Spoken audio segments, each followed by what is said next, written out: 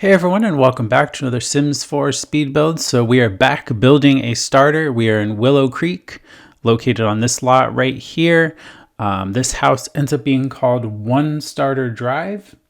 It's a 30 by 20 lot, 2 bed, 1 bath, 19,702 simoleons. That would have been cool if I would have got it like rounded off. And I use high school years, snowy escape, eco lifestyle, and dream home decorators. So just a matter of 4 packs for this house. Now, originally I thought about having a second story, and I just really wanted to try it on such a, small budget.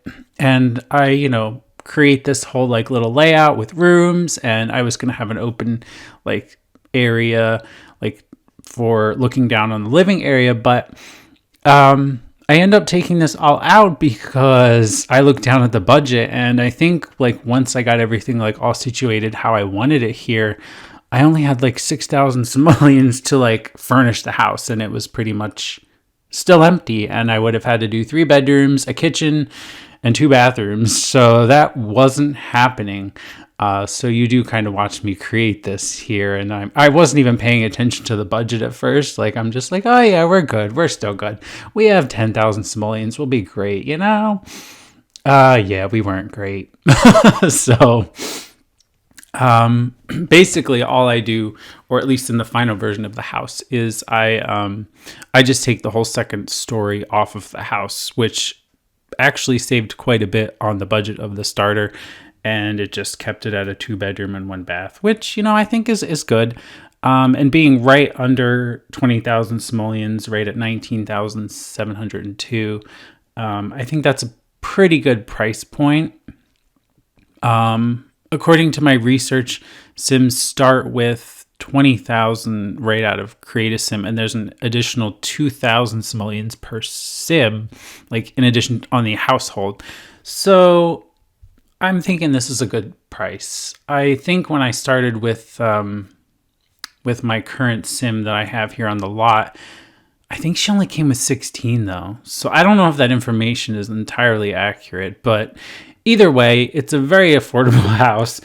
And it's by no means like super expensive. Yeah, so this is where I was trying out wallpapers. I'm like, yeah, we're going to just shrink the second floor a little bit, lose a bedroom. Keep it this way, but still keep a second story. And then I'm like, yeah, once I did the wallpaper, I was like, oh my God, we're running out of money and I still have to do all of this. So it just doesn't work.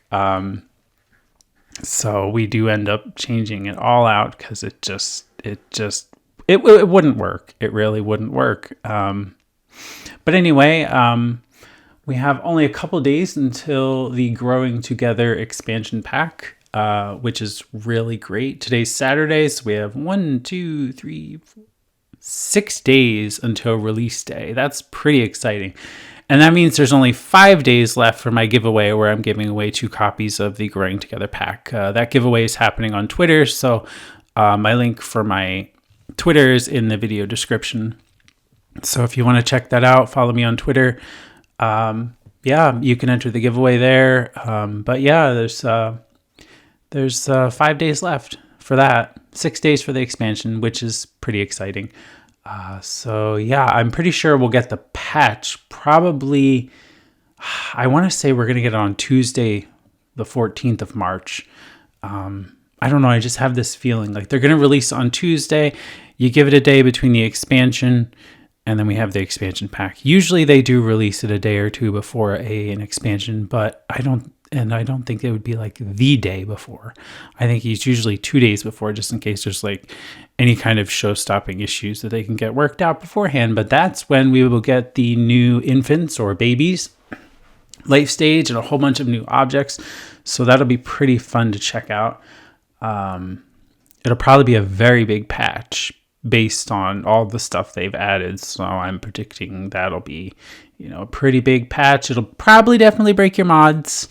Lucky for me, I only use 1 mod, which is Better Build by Twisted Mexi. So I just have to wait for him to make sure it's okay to continue using, which also kind of sucks because if I do the patch, then I won't be able to use the mod. But he's very quick at getting his updates out, so I don't think it'll be too bad.